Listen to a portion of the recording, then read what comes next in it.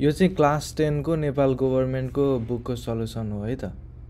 ल यो चाहिँ हाम्रो 7 को बी भयो है त। 7 को बीमा चाहिँ के भनेको छ भने सर्वेमा चाहिँ 64 जना विद्यार्थीहरूको क्लासमा लियो अरे हैन।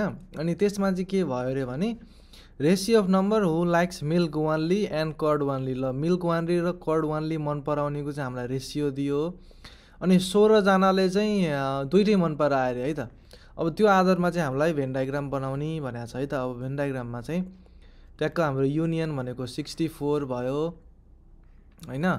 अनि यो मिल्कको मानिदिउँ, यो कर्डको मानिदिउँ।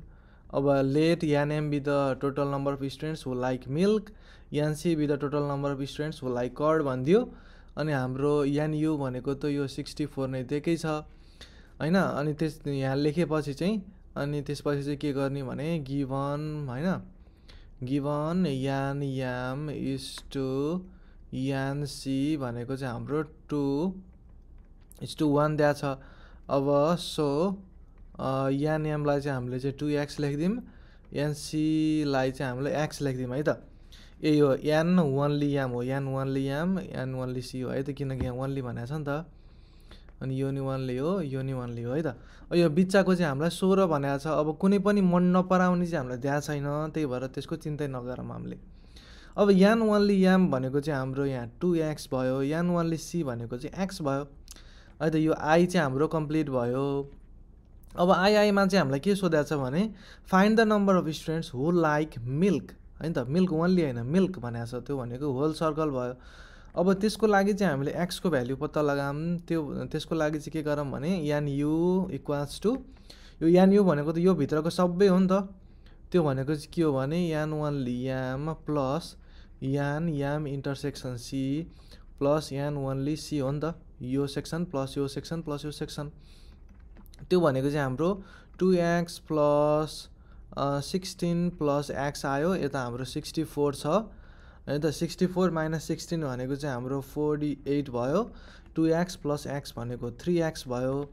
अनि देयरफोर x भनेको चाहिँ x भनेको चाहिँ हाम्रो 48/3 भनेको त 16 भयो हैन। अब हामीलाई के सोधेको छ मिल्क मन पराउने कति भनेको छ। मिल्क मन पराउने चाहिँ हाम्रो कति भयो भने चाहिँ अब यान याम इक्वल्स टु कति हुन्छ भने यान वानली याम प्लस यान याम इन्टरसेक्सन सी हुन्छ क्या। यहाँ त तिमीहरूले नबुझे नि मैले बोलेको सुनेर लेख। अब यान वानली याम भनेको चाहिँ हाम्रो 2x हो, 2x भनेको 2 टाइम्स 16 हो। अनि प्लस फेरि 16 भयो है त। अब यो भनेको चाहिँ हाम्रो कति हुन्छ भने फेरि यही अगाडिको जस्तै 48 नै हुन्छ, 48 भयो है त। 48 जनाले चाहिँ मिल्क मन पराउने रहेछन् है त। अब के सोध्यो भने find the number of students who like only one kind of drink रे। एउटा मात्रै खालको ड्रिङ्क मन पराउने चाहिँ कतिजना छन् भन्यो।